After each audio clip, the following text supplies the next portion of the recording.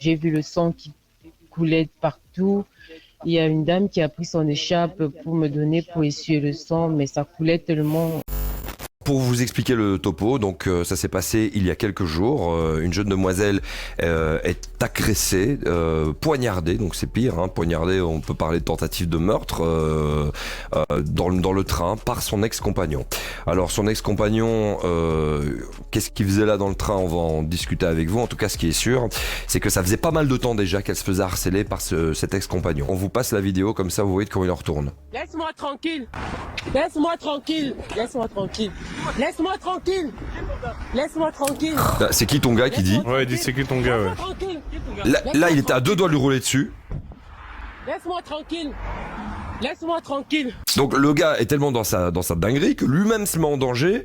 On est dans les enquêtes, c'est très poignant. C'est sur des images qui ont été nécessaires. Heureusement qu'elle les a filmées parce que ça permet de montrer à la police à quel niveau ça va. Alors justement, on a réussi à la contacter, à la joindre. Elle est avec nous. Coucou Fanny.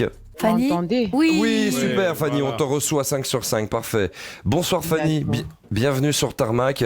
Bonsoir. D'abord, la question la plus importante, comment va la santé là? Sur le plan physique, ça va mieux, mais sur le plan moral, ça va pas. J'ai pas dormi de la nuit. Je te remercie déjà énormément d'accepter de passer dans cette émission pour témoigner de ce qui t'est arrivé. D'abord, commençons à la genèse, cette relation que tu as eue avec ce gars, ça a duré combien de temps? Cette relation, elle a duré juste une année, hein. Une année et demie, une année. Ouais. Oui. Et du coup, sur un an, enfin, je veux dire, ça a dégénéré quand, en fait? Ça a dégénéré lorsque, en fait, moi, je suis une athlète et je m'entraînais, donc je devais aller au championnat d'Afrique au Maroc. Et quand j'étais sur le point d'aller au championnat d'Afrique, il a déchiré mon passeport, en fait. Il voulait pas que tu Et partes, en quand fait. Il était il jaloux voulait pas ou... que je parte. Ouais. D'accord. Donc, après cet acte, je me suis dit que c'est pas normal. Si quelqu'un déchire ton passeport, là, il y a un problème. Il a commencé à m'harceler verbalement avec des numéros de téléphone inconnus. Il m'appelait au moins 100 fois par jour. Je peux vous donner une capture. Des messages. Il se faisait passer pour des personnes par WhatsApp. Une fois, il s'est fait passer par la police sur WhatsApp en me donnant une adresse. Ça me demande de le rejoindre. Il s'est même fait passer pour un ami. Il a publié des photos de moi nue. Non. Il a envoyé à tous les membres de la famille. Est-ce qu'il y a Et eu il des me menaces menace. dans les messages? Est-ce qu'il t'as été menacé de manière claire? Oui, j'ai été menacée. Il m'avait dit je vais te tuer.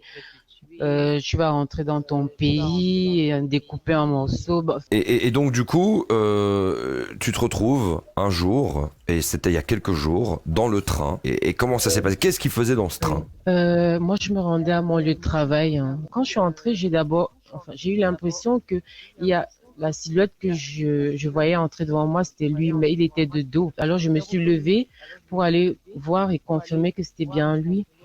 Alors là, je l'ai vu. Et là, il a fait semblant avec son chapeau de costume, mais je l'ai vu.